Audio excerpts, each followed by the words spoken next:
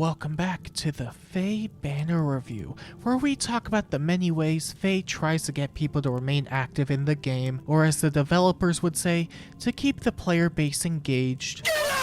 Today, we have a brand new legendary banner featuring Diamont, which is very cool to see.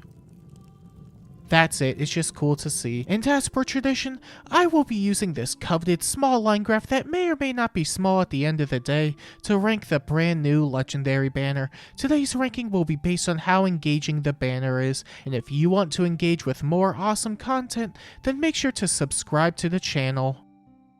Thank you. The next legendary we have this time around is none other than Diamont, and while it was an expected choice, I'm surprised they went with him first. Not that I have anything against that, but I definitely expected him to go in order like they did with the release of the original Engage banners, but oh well, maybe next time, Owl friends.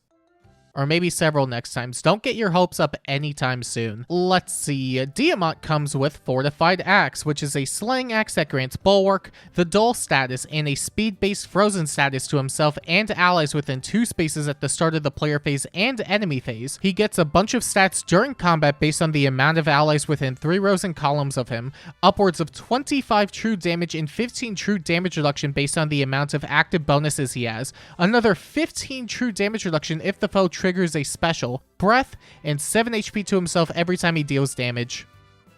Yep, that sure is Fortified Axe. Obviously, there's more to him besides the weapon, but at least on its own, it doesn't seem that shabby, albeit a tad generic, but far from bad. Of course, the standard true damage and true damage reduction that everything in Faye has to get nowadays, the Excel damage reduction that a lot of units also get, breath, healing per hit, so on and so forth. He at least has the bare minimum for tanking and dealing damage in his weapon, which is a good start. Really, the most interesting aspect about the weapon are the statuses, mostly with the speed-based Frozen status since he gives it out to himself and to everybody. We had it on Ike and Corrin earlier this year, and both of them were pretty difficult to double at times because of it, so it's probably going to be the same deal with Diamont at the very least. Oh my goodness!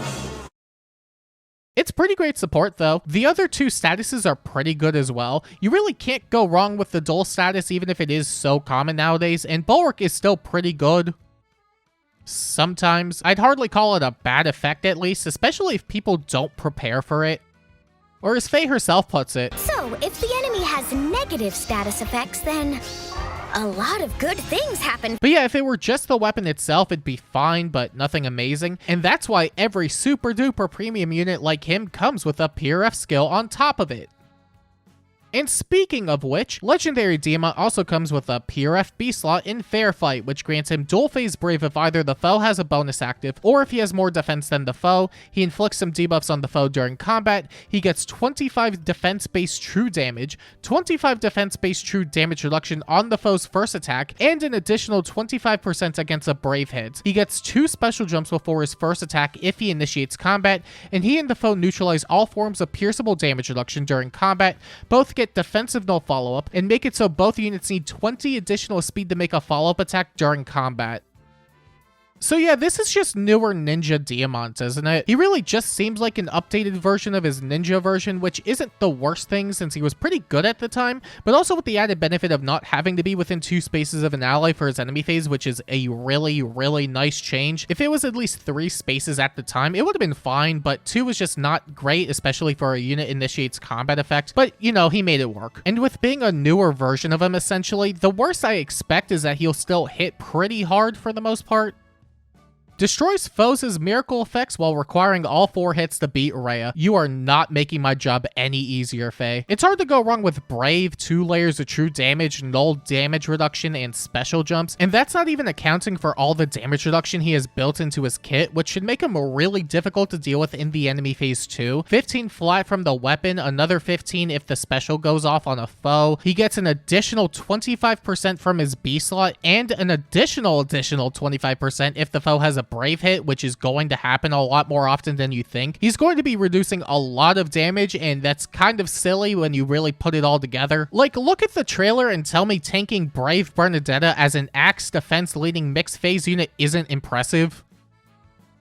it isn't impressive. That said, I'm not too worried about it for now. Let me at least cope with the idea that he won't immediately die to something released in the past month, please. Just this moment, please. Also, I do like that his frozen status adds on to his B slot, so even if he can't quad himself, I can't imagine a lot of units will be able to double against him too often. Even with his stat line being the way it is, I do have some belief that having an additional 30 speed to a doubling check should make up for it. And even if they have Brave, he naturally gets 50% of his defense as true damage reduction against the second hit. That said, it's not flawless, and there will always be ways to get around it, a la potent hits, bonus removal, etc. Not to mention he really seems to rely on not getting doubled at all, but otherwise it pretty much is just newer Ninja Diamont, which isn't the most exciting, but you know, if it works, it works.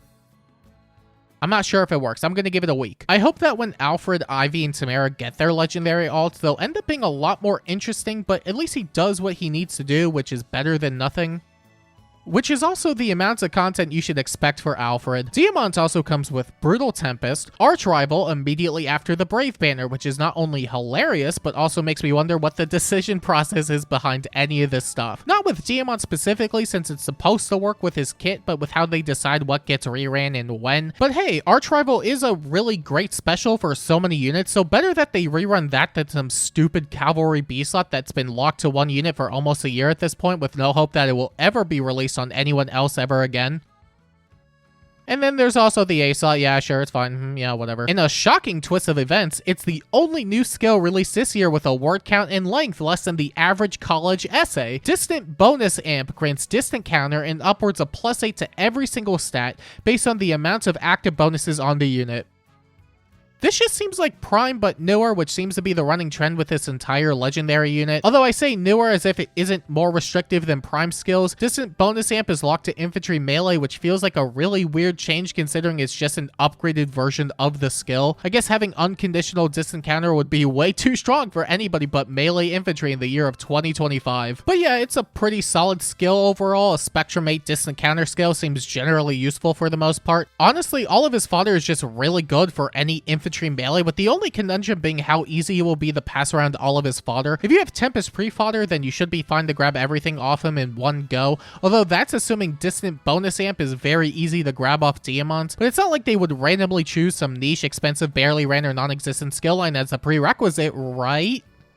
Can someone explain to me how Potent Assault is upgraded from Flow Refresh and how Null Sea Avoid is upgraded from Velocity? These skills share literally nothing in common. Make it make sense, IS. But yeah, if you end up getting additional copies of him that you don't want, he's a great unit to pass around to so many infantry melee projects at least.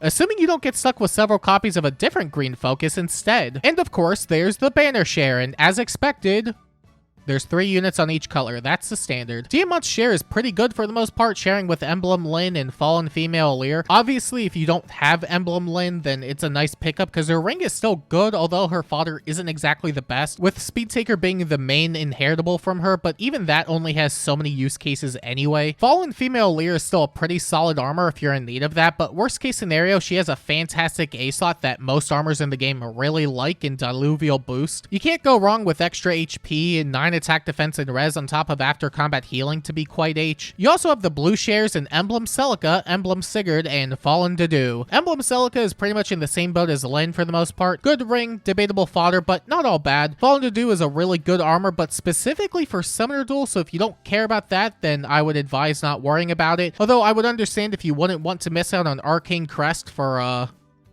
the only beast armor that wants to replace his pure F, I guess. And then, you know, Emblem Sigurd, he's gonna do his thing. He's gonna override. Colorless is looking a bit better with Micaiah and Laurita, both of which are fantastic support units. The former also providing a solid emblem ring, action eco, and healing and cleanse. It's pretty good. I would advise getting that if you don't have it. And the latter being the funny decoy man that still shows no signs of slowing down anytime soon. And yeah, Lena, yeah, she's there too, sure, yeah. Her PRF is at least,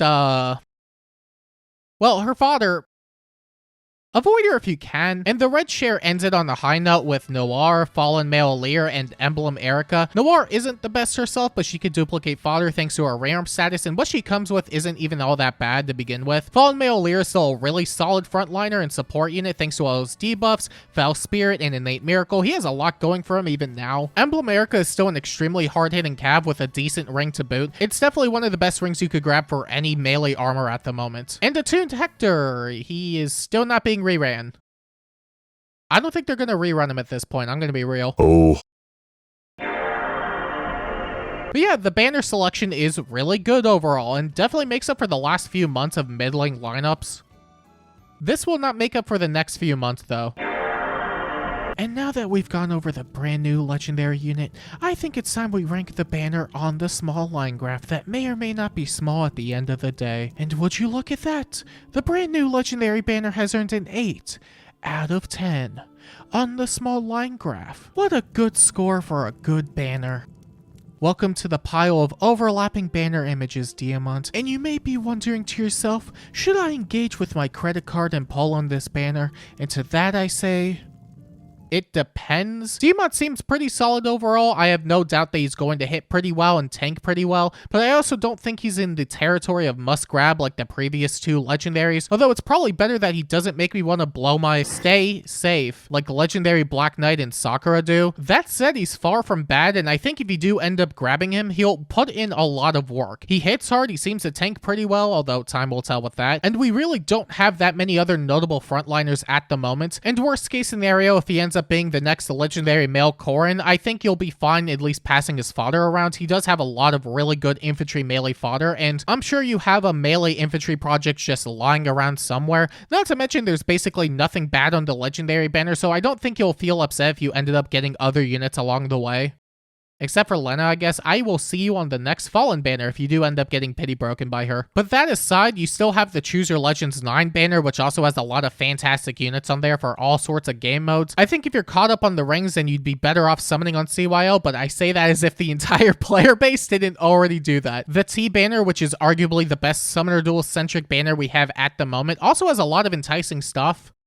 And Felix, yeah, he's there, sure. Not to mention there's an upcoming seasonal banner in about a week or so that might have other things you care about instead, or it might not, but I think you're always better off waiting and seeing what comes up first, just in case you want to shift your summoning priorities. But the biggest consideration to me is the new Emblem unit we'll be getting next month. That tends to be a massive priority for everybody, so I would advise holding out on summoning if you do care about that.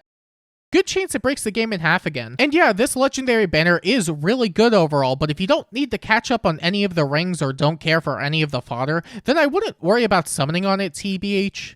2BH. To be quite H.